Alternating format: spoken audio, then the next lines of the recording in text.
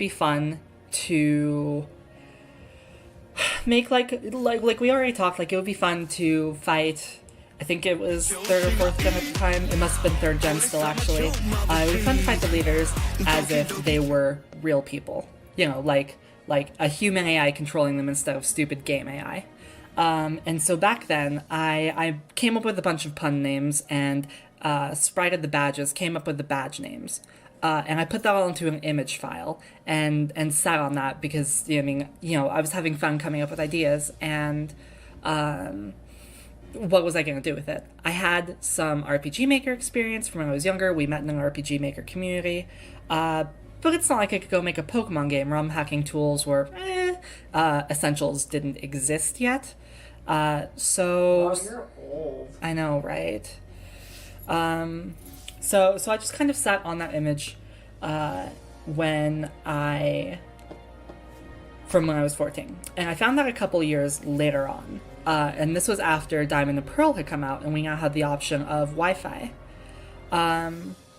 And so I decided I could actually make this league challenge with the badges and character names that I had come up with before, like Terra for the ground leader and stuff. And so those names pretty much wholesale are what are in game today. I don't think I changed any of them. That shit was from when I was 14 and just having fun with stuff. The badge sprites as well are from that time. So, using Diamond and Pearl Wi-Fi, I started EV training up a team.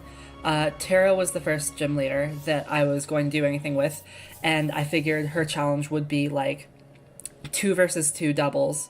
And the plan was basically a Flygon and a Glysaur spamming Earthquake, because they're both each other immune to it, have stab, and probably would make a decent doubles combo, assuming nobody brought a faster Pokemon with Blizzard. I was 16, I didn't claim to be good at Pokemon.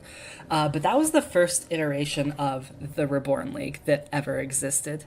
If I started a Pokemon game right now, I don't know intimately what available hack tools exist, but I would probably still use RPG Maker for familiarity, and because of the work of Cass and a lot of others have busted Essentials and RMXP wide open, it's now, like, super great to use. Like, it was already way more flexible than ROM tools back then.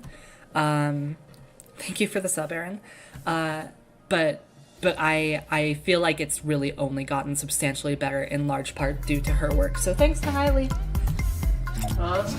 I'm complimenting you on stream. Stop it. Okay, so I started making leaders in that form on the Diamond and Pearl Wi-Fi for my best friend at the time. And then we had a falling out, and we're probably going to talk more about him in the future. So